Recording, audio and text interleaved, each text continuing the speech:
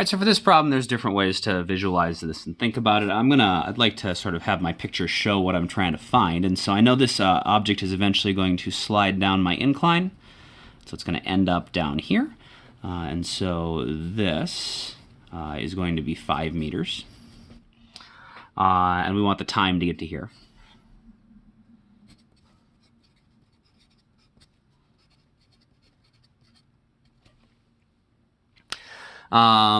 The problem itself, though, we can also put our free body diagram on, and so that looks a lot like the one from last time.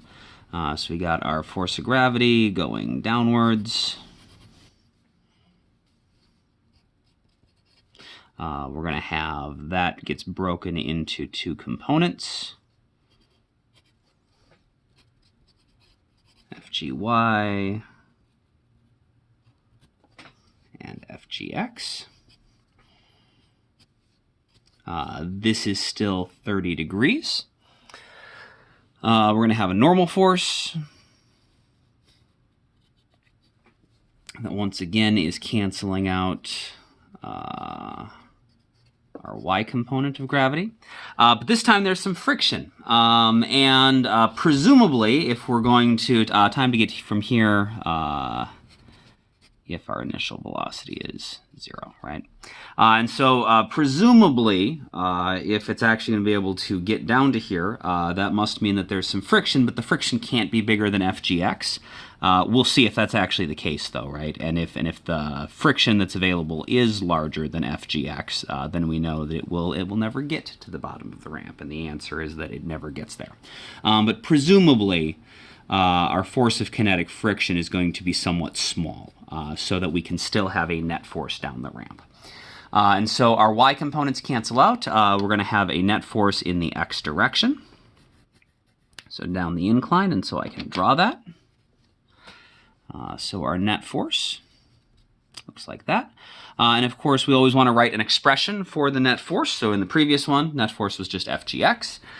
In this one, our net force, our y components cancel, but we've got 2 x components, FGX going down the incline, friction going up the incline, and so if we subtract them, the net force going down the incline should be the forces going down the incline, FGX, minus the forces going up the incline. And we want to figure out the time to get to the bottom if the initial velocity is 0, and so that sounds like a kinematics problem.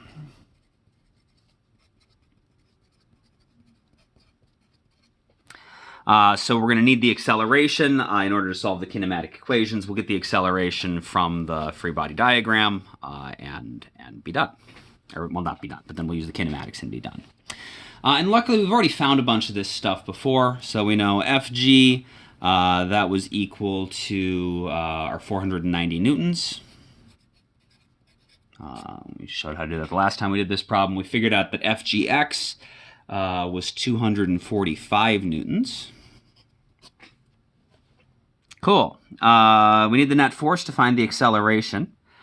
So for the kinematics, we'll need that acceleration, which is equal to the net force over the mass. To find the net force, we need FGX, which we have. We also need the force of kinetic friction. Okay. Well, the force of kinetic friction is, we'll run out of space. The force of kinetic friction is equal to the coefficient of kinetic friction times the normal force. So we got to find the normal force. To find the normal force, we need FGY. And to find FGY, that is the adjacent side to our little component triangle. So this is going to be equal to FG cosine theta. So that's going to be our 490 cosine 30. 424.4 newtons. So the normal force has to be equal to FGY, so this is also going to be 424.4 newtons. The force of kinetic friction has got to be equal to the coefficient of kinetic friction, 0.1 times 424.4. So this is going to be equal to 0.1 times 424.4. And so we'll just call that 42.4 newtons. Our net force is Fgx minus Fk, so that's 245 minus 42.4. So that's going to be 202.6 newtons. Our acceleration is the net force over the mass. So that's going to be our 202.6 divided by 50, which comes out to be 4.05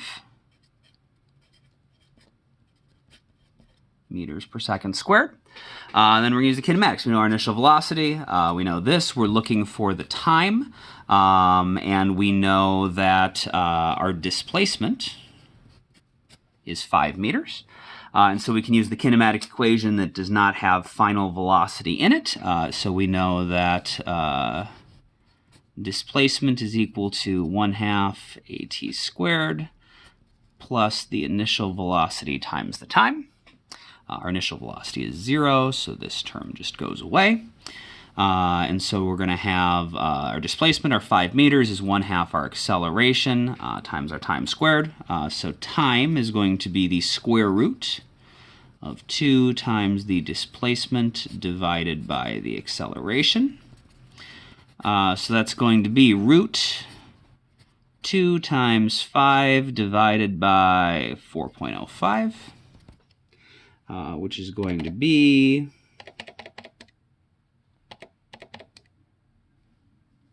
1.6-ish seconds.